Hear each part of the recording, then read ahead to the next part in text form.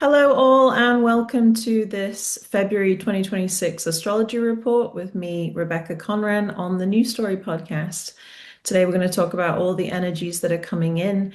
But for my week to week, day to day transits, you can join one of my subscription services, which is located on my website, rebeccaconran.com. It'll be linked in the show notes.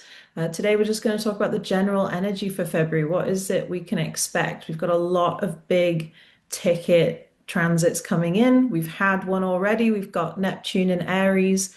That's a big era, generational shift that we're going through. And now we're moving on to some other supportive transits for that, but not before things really break apart, break through. Globally, we're going to see a lot more of the intensity around people's movements of humanitarians, along with false leaders rising, and warmongering happening. But next to that kind of poison is also the antidote. There are going to be legitimate leaders who will rise. And they're probably going to come from the grassroots movements. And so those movements need our care and our support now. February, it's not a month of passive observation.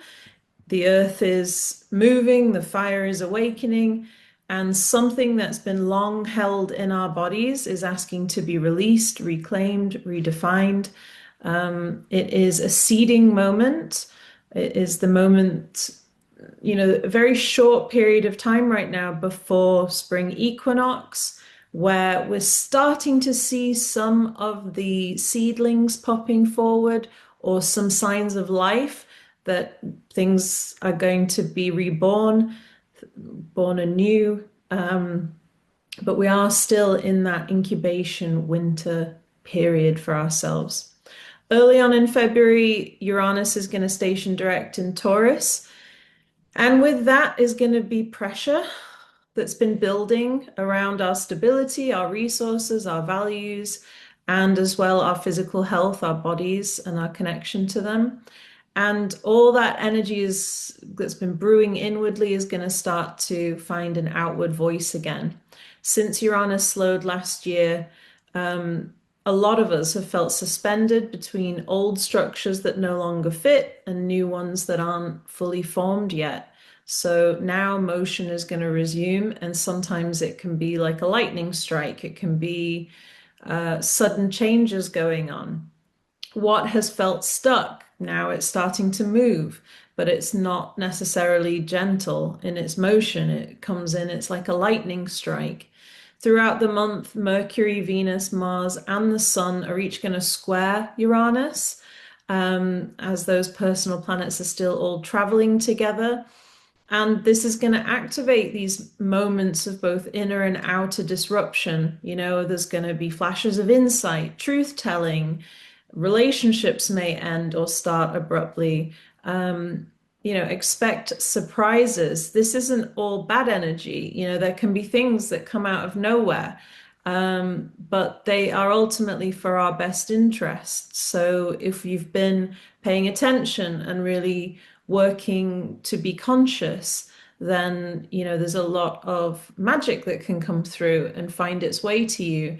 But there can also be situations that you've been stuck in, that you haven't known how to shift the stagnation, and it will happen whether you like it or not, basically. So it's one of those let go or be dragged moments where we have to really allow for the storm to come in and clear away what needs to be shifted.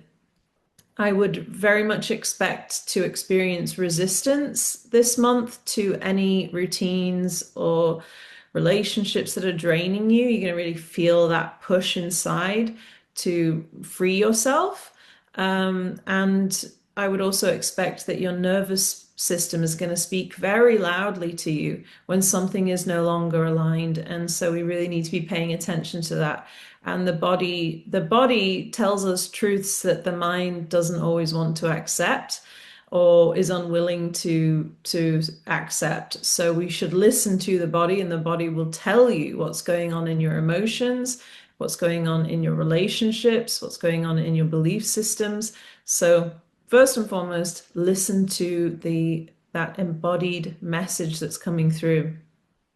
This is not, chaos for chaos's sake. It's not, Uranus isn't just here to see the world burn. It's about accepting change as a pathway to growth and to, you know, reevaluating how we're doing things. Are we doing this the best way we could be doing it? Is this a supportive way that we could be doing it? Is this does it match where we are in our evolutionary process, these systems and how our world is functioning? And if it doesn't, then it wants to really be ingenious and innovative and help grow us. Um, Uranus in Taurus is teaching us how to live differently in our bodies, with our finances, with our work, our relationship to Earth.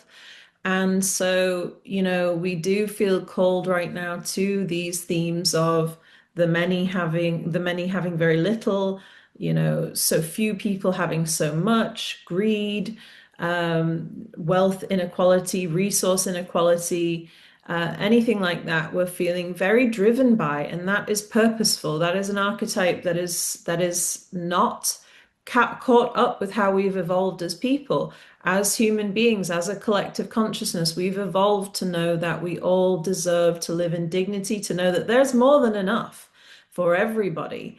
And so, where there hasn't been change, we now need to really enforce that change, and we are feeling that drive. So what kind of stability is it that is actually alive in us, that we're actually reaching for? That's what February is asking us. Additionally, though, if there are seemingly forces of stability in our life, safety nets that we're clinging to simply because it's familiar, but that need to be reviewed and shifted, there can be a wobble with that, with those places, those relationships, those jobs, with our material finances, our resources. There can be a wobble there if we are clinging and putting way too much energy into these places at the expense of our personal alignment, living in our purpose, our spiritual truths. So running alongside this tension is a quieter but very healing current this month. Chiron in Aries is receiving sextiles from our personal planets. Sun, Mercury, Venus, and Mars this month. This offers moments of clarity. These are subtle transits. We need to really be conscious, which means in our clarity, to be able to integrate and process these transits. So that means in our practice, not escaping, that we're present to our inner material. And then there are moments around clarity, around our old wounds to do with identity, confidence, the right to take up space. So there is a lot of healing that's present for us, but it is quiet. The messages for this are quiet. They're going to come through our dedication and sacredness, our dedication to our sacred practice. And also, there is a need to be very honest with oneself. The days of bypassing, are really need to be numbered. With the sextile with Chiron and Aries can be repairing and healing, conversations that can repair, courage, and moving forward in our actions in a way that softens our pain, letting the past be in the past in a holy way. So honoring it, but also not repeating the same pains of the past in the present. We can see, with this sextile, desire returning to us where shame once lived. And there's just an invitation to really meet ourselves with more compassion while still choosing bravery. Mid-month, another major threshold, Saturn is going to enter Aries. And this is going to mark the beginning of a new cycle of responsibility around our selfhood, our leadership, our initiation. Saturn in Aries is asking us to grow up, to mature, learn when to act, learn when to wait, learn how to channel your anger, your desire, your ambition with integrity. Almost immediately, Saturn is going to move into an exact conjunction with Neptune, also at the first degree of Aries. And this is one of the biggest transits for our year. This is a rare and potent meeting of form and dissolution. So this conjunction between Saturn and Neptune in Aries, it's not only one of the most important astrological moments of the year, but probably of our decade. It marks a real true threshold, that we are on. This is a deep aligning with a new way of being in the world. Saturn governs structure, responsibility, our reality. And Neptune dissolves boundaries, illusions, and makes us consider what our ideals are. Is our inner sense of self and consciousness creating a dream or a nightmare? And when these two meet, the tension between what's imagined and what is reality it's unavoidable. So at the very beginning of Aries, the first sign of the zodiac, the first degree of Aries, this conjunction is really signaling a genuine reset of how identity, courage, leadership, and our willpower are all being expressed. Something foundational is being redefined. We're being reworked from the ground up. Right now, we're going to see, as I mentioned, false prophets, false leaders rising up. And it's really up to each of us to actually hold ourselves to account and have the discernment to know who has the true qualities, the true integrity that our world needs. On a personal level, there's a reckoning around our identity happening with this conjunction. Many people are going to experience a loss of motivation for paths that once felt meaningful, for religions that felt meaningful, for people that they trusted, leaders, world leaders, religious leaders. There's going to be a sense of disillusionment around what once felt meaningful and that they put their entire identities into. Roles, dreams, self-concepts that have been built on fantasy, expectation, and even some of the denser forms of just simply survival are going to be like seriously looked at by each of us. There's going to be grief as old ideas dissolve, and there's going to be an unexpected pressure to act on what's coming up. Neptune erodes the illusion of who we thought we were, and Saturn is demanding accountability for who we're becoming. So it's a raw time, it's a destabilizing moment, but it's really honest, it's really truthful. And if you've been living in your spiritual practice, if you've been living in self-responsibility, this can be a time where you really feel the rise to lead yourself. So it's not all fire and brimstone, but if we have been attached to false callings, identities that aren't right for us, we're going to be shedding and releasing those and slowly constructing a new sense of self that is rooted in integrity. And especially if we have been moving from a place of performance and image, instead of a deep sense of love that we're putting into the world, well, we've got some answering to do for ourselves there. The challenge is going to be learning how to move forward boldly, but without certainty. And we never have certainty. The only thing we're ever certain of is that we will certainly one day all die. And that is the only thing we're certain of, is that the human life is fragile and it has an end at some point. And that is the only thing on earth that we can truly be certain of in our lifetimes. Everything else is really just mystery, mystery of life. And so learning how to feel safe in the mystery, and allow for the mystery to move through us and to listen more deeply so that we are moved by something, not just fear of death one day, not just our survival instinct, but moved to listen to the tone of the time through our intuition, and really learn and experience wonderful things in this life through that spiritual connection. Aries wants action with Neptune and Saturn at this time. But Saturn wants sustainable action and Neptune wants meaningful action.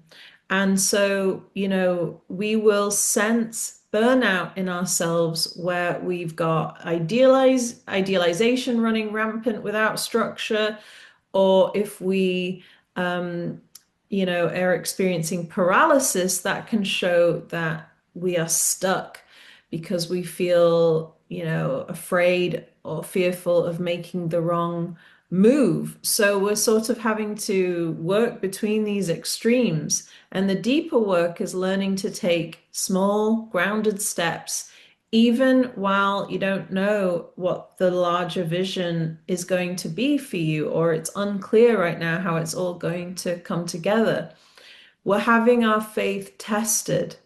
And so we're having to really reconcile whether what we're experiencing is blind faith, or if it is true faith. And our faith needs to coexist right now with, structure, patience, responsibility. Globally, this Saturn and Neptune conjunction in Aries, it's going to correspond with a collapse and reconfiguration of leadership myths. So, there will be, as I mentioned, collective disillusionment surfacing around figures, systems, or movements that rely on charisma, force, or idealized narratives without substance.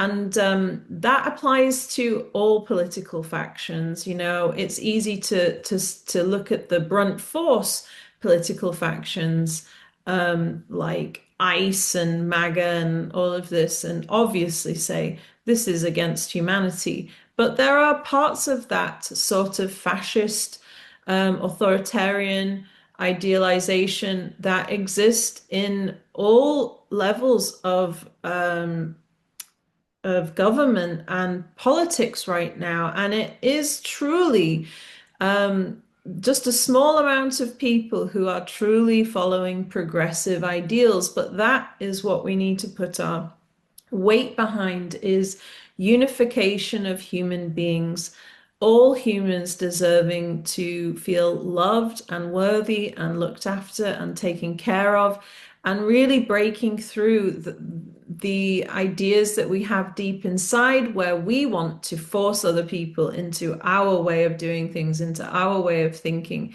and really look for the win-win solution, look for the higher truth. Everything is not just black and white. We need to expand our own purview. Aries rules leadership, power, and initiation. So the Saturn-Neptune conjunction can coincide with crisis around authority, identity politics, militarization, and the idea of what a hero is. Leaders who promise salvation will be exposed, and conflicts driven by ideology can intensify right now. At the same time, quieter forms of leadership begin to emerge, not performative ones, grounded, and often initially overlooked as too small. Maybe it's too small to go up. It's the David and Goliath energy. But the medicine is always growing alongside the poison, and we need to make sure that we are supporting the Davids of this world in however small the movement is, in really putting weight behind things that are in integrity. And again, integrity is about seeing all human beings as valuable and worthy and lovable, and seeing the violence and the greed that we experience as a form of and an extension of suffering and feeling unlovable. There's a reason that almost every serial killer that ever existed was a person of extreme abuse, because extreme abuse in turn creates violence in this world. And so the evil behaviors that we see enacted are from a place where love wasn't given freely. Love was wounded. And so our result, our answer has to be that we are solving crisis, that we are solving issue, that we are leading with love and compassion, even while we can abhor behaviors and let our righteous anger be pronounced in the boundaries that we are formulating for what we will and won't accept for other humans. Historically, Saturn-Neptune alignments, they mark the end of eras and the unraveling of belief systems that can no longer hold reality. And what distinguishes this cycle is its visibility and its speediness and its impulsiveness. Disillusionment will spread quickly in an interconnected world, and so does awareness. The collective is being forced to question not only who should lead or who leads, but why and at what cost. Courage without conscience is no longer sustainable, and aggression is going to dissolve under scrutiny. At its core, this conjunction in Aries is about learning how to live with faith that is not fueled by fantasy, greed, or a lack of love and self-worth internally. Personally and collectively, it asks whether we can act with conviction and integrity, but without becoming rigid or cruel or disconnected from our love from one another. It's about having a dream, but not escaping our responsibility, and leading without losing humility. What survives this conjunction moving forward is going to be a leaner, truer, and more capable, enduring, real world sense. And what dissolves will, it was never meant to carry us forward. So this is the long beginning of a new way of being. But again, this is just the spark that lights the fuse.